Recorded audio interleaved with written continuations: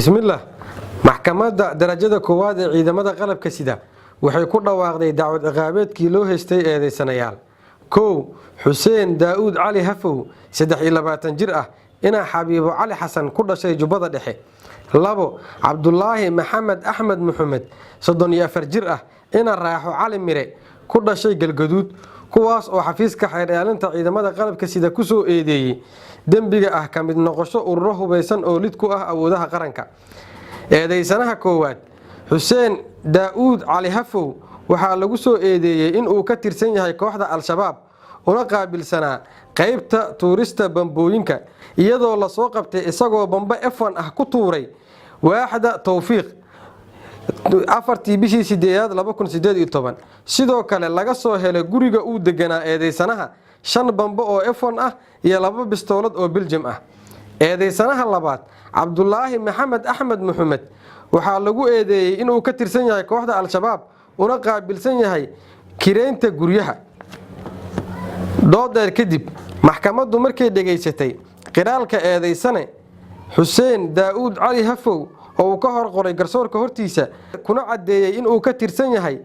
kooxda Al-Shabaab una qaabilsanaa tuurista bambooyinka gacanta laga tuuro ciidamada amniguna ay soo qabteen markii uu bam gacmeed ku tuuray rugta booliiska waaxda Tawfiiq afartii bishii 8 2018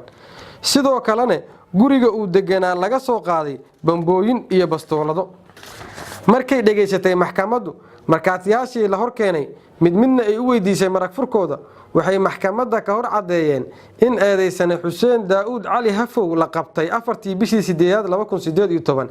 kadib markii uu bam gacmeed ku tuuray rugta booliiska waaxda Tawfiiq kadibna uu geeyay guriga uu ka deganaa xaafadda oo ay ka soo heleen 5 bambo oo F1 ah iyo 2 bastoolad oo Belgium ah sidoo kale maragu waxay sheegeen in eedeysane Cabdullaahi Maxamed Axmed Maxamed oo mas'uul ka ahaa in la kireeyo guriga bambooyinka laga soo saaray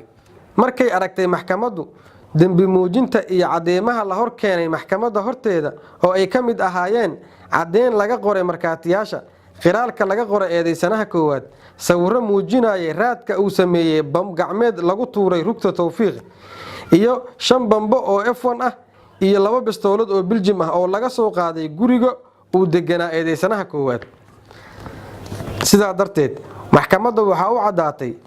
in eedeysanayaal koow Xuseen Daawud Cali labo Cabdullaahi Maxamed Axmed ay wada yihiin dambiilayaal gal dambiga lagu soo oogay waxayna maxkamaddu ku kala xukuntay koow Xuseen Daawud Cali Hafow 15 sano oo xabsi ciidan ah labo Cabdullaahi Maxamed Axmed Maxamed 1 sano oo xabsi ciidan ah cidii aan ku qanacsanayn xukunka maxkamadda waxa uu filan raacfaan wabillahi tawfiiq